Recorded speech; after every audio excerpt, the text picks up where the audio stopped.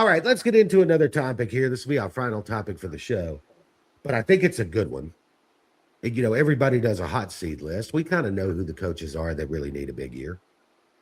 But let's talk about the coaches most likely to be fired during the season, right? And maybe who goes first. I think there's some questions to be answered. I put together a little list here, and if you want to add somebody, feel free. Bill Belichick at North Carolina, Matt Rule at Nebraska, Shane Beamer at South Carolina, Mike Norvell at Florida State, Jeff Lebby at Mississippi State, Mike Locksley at Maryland, and Dave Aranda at Baylor. All right, based on that list, Eltoro, who do you think stands the best chance of getting fired during the season and the first one to go? Mike Norvell at Florida State. Jay, I'm going to tell you right. I'm going to tell you like this, Jay. If Florida State doesn't beat SMU, Mike is definitely like 1 foot on a banana peel. But I'm going to tell you why, Jay. He has Alabama. He has Miami. Like, it doesn't get any easier for him.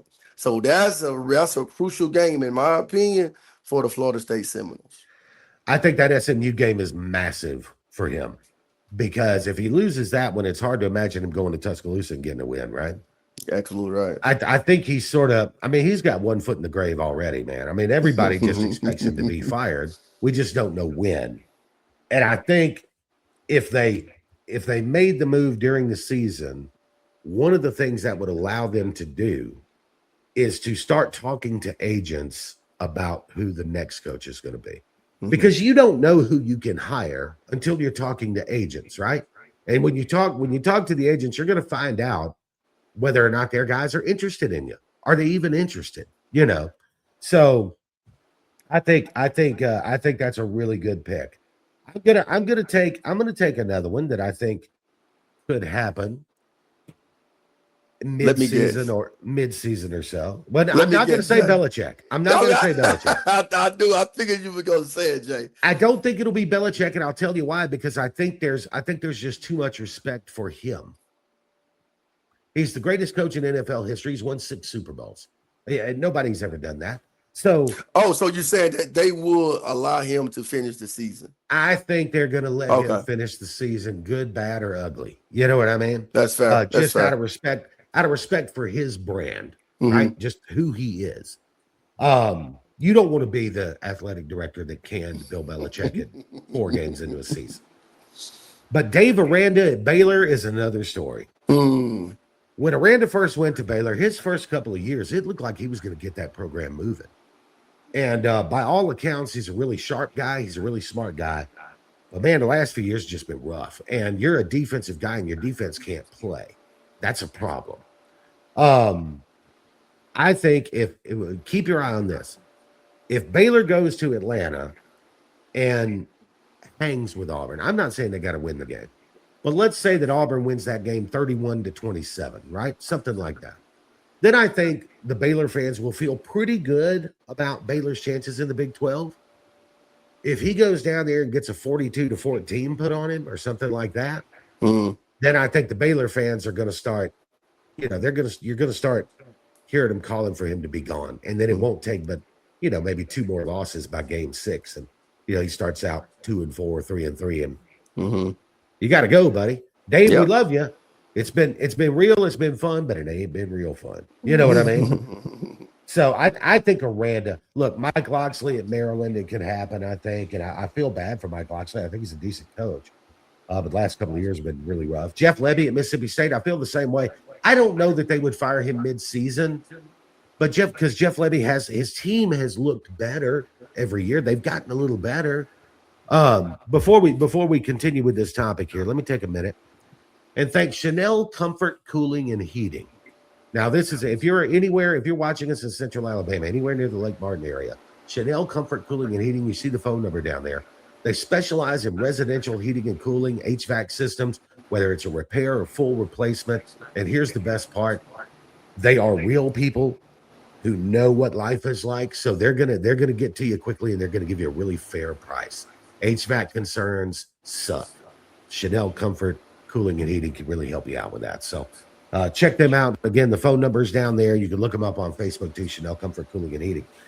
On the hot seat list, I mean, Shane Beamer, could he get fired mid-season? Here's what concerns me a little bit with South Carolina right now. They just lost 2 wide receivers for the season. So you're down 2 wide receivers for the season already. Your left tackle that you brought in the portal hurt his knee in a pickup basketball game.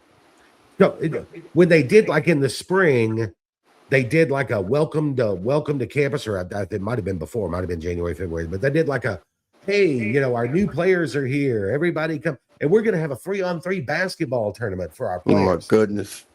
Who does that? Oh my goodness, man. So your left tackle tears up his knee. We don't think he's going to be ready for the start of the season. We're not sure. Maybe game 3, maybe game 4. I don't know. Either way, he's not going to be in football shape, right?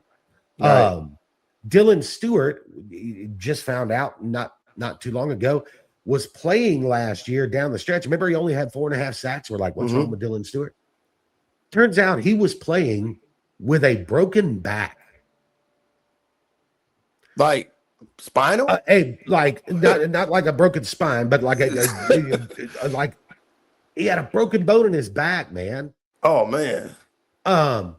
So one, I guess they didn't know about it. Surely you wouldn't have let him play, if you had known about that. But so he really hasn't participated in spring, hasn't really participated in fall camp so far. As great a player as he is, right? I mean, they say, oh yeah, we think he'll be good, if not first games, kind of like the left tackle, second, third, fourth. I mean, the signs don't look good, other than the fact that you've got a freak at quarterback in Lenore Sellers.